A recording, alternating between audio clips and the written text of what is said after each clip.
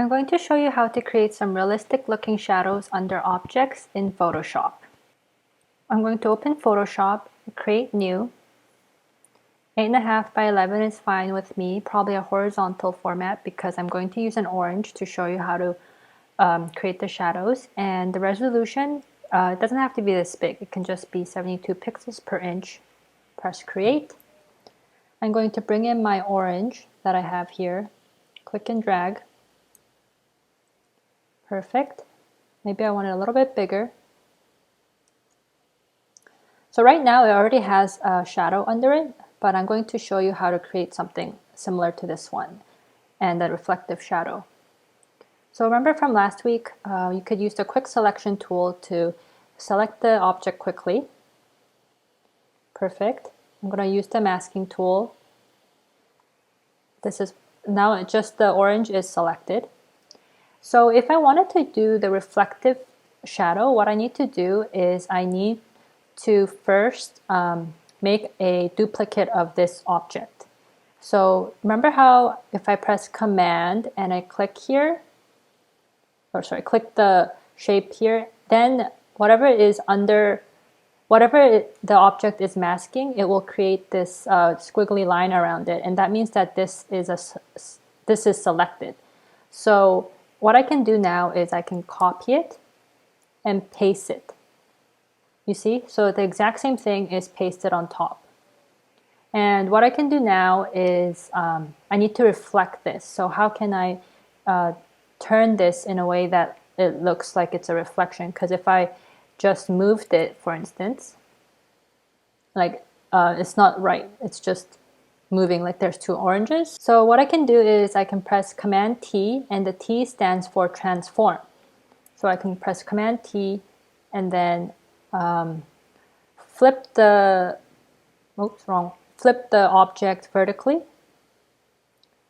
So you can do it this way, right? And now that kind of is starting to look like a reflection. But if you forget Command T, you can also get to the same thing by clicking on Edit, Free Transform, this one right here. And right now it looks like I'm going to put the shadow one behind the object. And maybe I want the orange to be a bit more straight, so the shadow will look a little bit more natural. And then make this a little bit turned like that.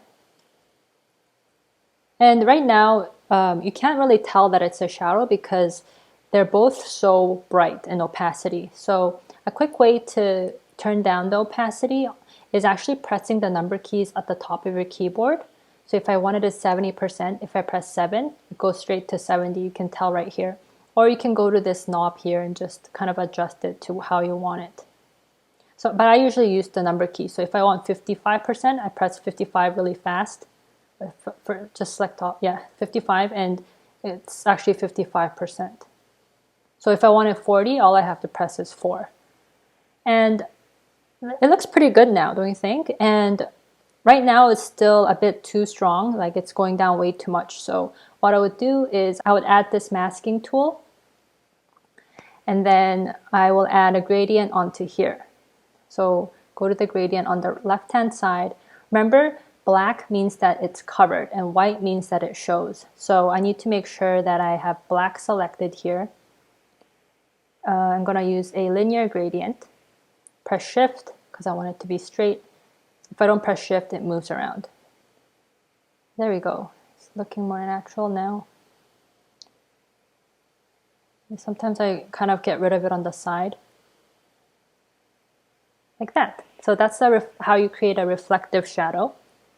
So let me group these.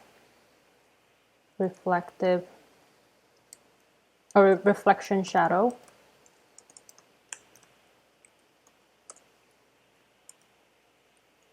Second one I want to show you is a drop shadow. Let me delete this one.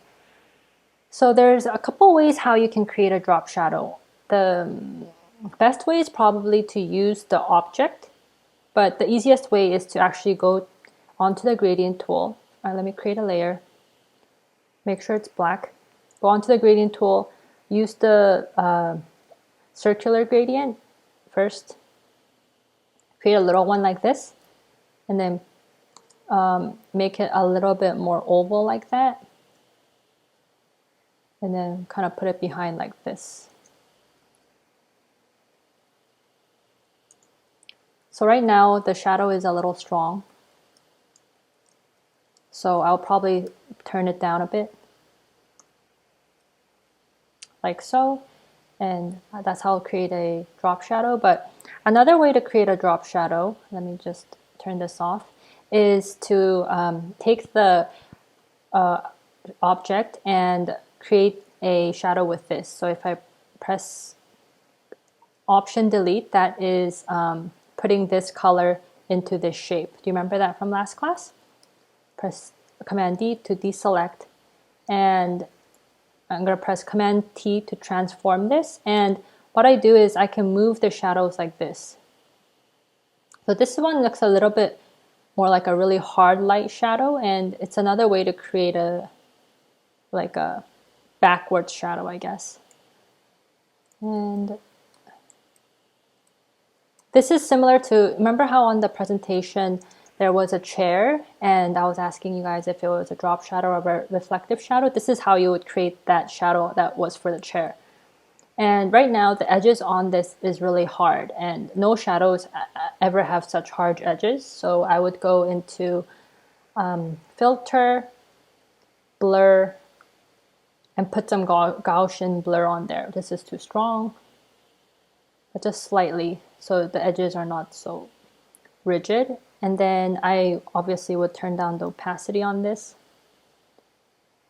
There we go. And this is another way to create a drop shadow. So there's technically 3 different types of shadows like this.